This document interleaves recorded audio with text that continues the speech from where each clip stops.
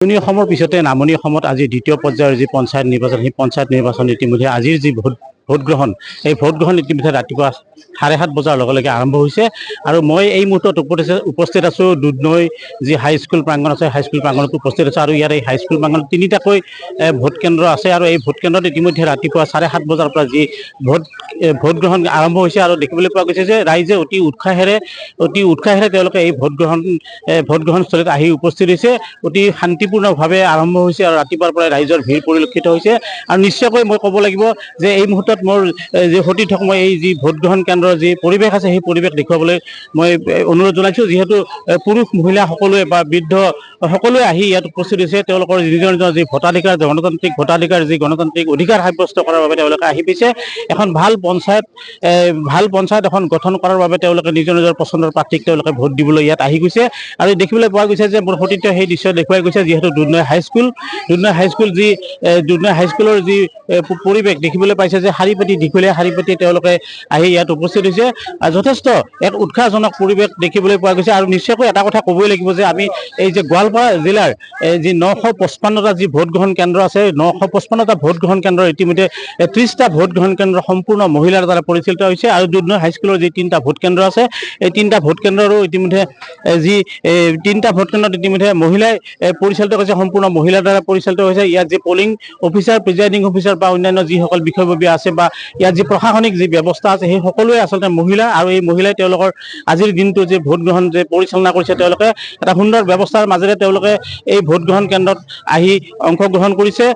এক উল্লেখযোগ্য কথা যে ইয়াত মহিলাৰ যি আগ্ৰহ আমি দেখিবলৈ পাইছোঁ, যে মহিলাৰ দীঘলীয়া শাৰী দেখিলেই মানে এটা গম পোৱা যায় যে ভোটাধিকাৰ সাব্যস্ত কৰাটো তেওঁলোকৰ বাবে কিমান প্ৰয়োজনীয়, বা এখন নিকা পঞ্চায়ত গঠন কৰাৰ বাবে, দুৰ্নীতিমুক্ত এখন পঞ্চায়ত গঠন কৰাৰ বাবে সকলোৱে নিজৰ নিজৰ দায়িত্ব সহকাৰে আজি যি তেওঁলোকে আহি এই ভোট কেন্দ্ৰস্থলীত আহি উপস্থিত হৈছে নিজৰ নিজৰ ভোট দিবলৈ। মোৰ লগত কিছু ইয়াৰ লগতে মই আৰু কিছুমান কথা ক'বলৈ ওলাইছোঁ। যিহেতু গোৱালপাৰা জিলাত মুঠ ভোটাৰ হৈছে 7,26,212 গৰাকী।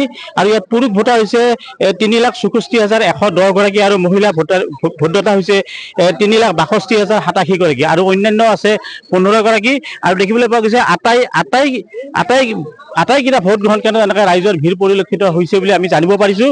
মই কিছু ভোটাৰ ইয়াত আছে, মই সেই ভোটাৰবিলাকৰ পৰা মই কিছু কথা জানিবলৈ মই আগবাঢ়িছোঁ। যে বাইদেউ, আপুনি আহিছে ভোট দিবলৈ, বাইদেউ অকণমান মাত দিয়ক। কি ক'ব, আপুনি ভোট দিবলৈ আহিছে, কেনেকুৱা ধৰণৰ আপোনাৰ কি ক'ব পঞ্চায়ত? ভালে হ'ব লাগে, কোনে মানে ভাল কৰে সেইটোৱে ভাল হ'ব। কেনেকুৱা ধৰণৰ পঞ্চায়ত এখন বিচাৰে আপুনি? ভালখনে বিচাৰো, যোনে ভাল প্ৰাৰ্থী হয় এজন, সেইটো বিচাৰো। ৰাইজৰ যোনে কাম কৰে, যোনে হয়। মই আৰু কিছু মহিলা কিছু আছে ভোট দিবলৈ আহিছে, মই তেওঁলোকৰ পৰা মই কিছু কথা জানিব আগবাঢ়িম। কি ক'ব, প্ৰথমবাৰ ভোট দিছে নে আগতেও দিছে? আগতেও দিছে। কেনেকুৱা এই অনুভৱটো কেনেকুৱা আজি যে খুব ভাল লাগিছে।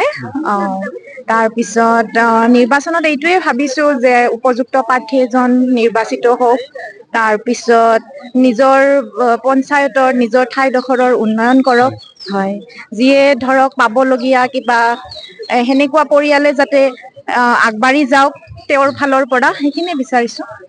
হয়, এখন নিকা পঞ্চায়ত আৰু দুৰ্নীতিমুক্ত পঞ্চায়তৰ যি আশা তেওঁলোকে কৰিছে, যিসকল ভোটাৰ আছে সেই ভোটাৰসকলে তেওঁলোকে এখন দুৰ্নীতিমুক্ত পঞ্চায়ত বা এখন নিকা পঞ্চায়ত তেওঁলোকে আশা কৰিছে। আৰু তাৰ যি ৰাইজৰ যি অভাৱ অভিযোগ, সেই অভাৱ অভিযোগবোৰ যেন পূৰ্ণ কৰিব পাৰে তাৰ বাবে তেওঁলোকে আহিছে। মই কিছু আৰু পুৰুষ ভোটাৰ আছে, মই সেই পুৰুষ ভোটাৰসকলৰ পৰা মই কিছু কথা মই জানিবলৈ আগবাঢ়িছোঁ।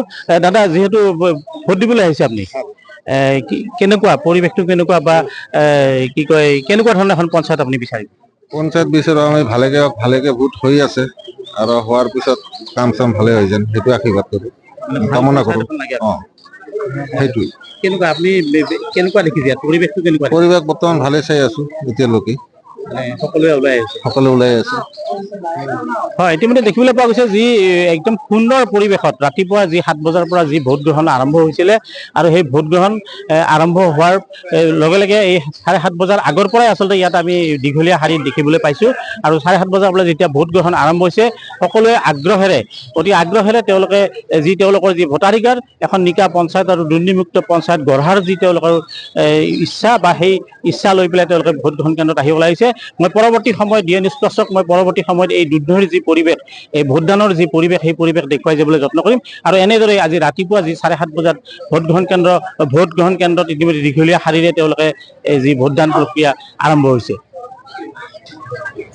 যিকোনো খবৰৰ বাবে যোগাযোগ কৰক 7099017330 লগতে 7099017110 নম্বৰত।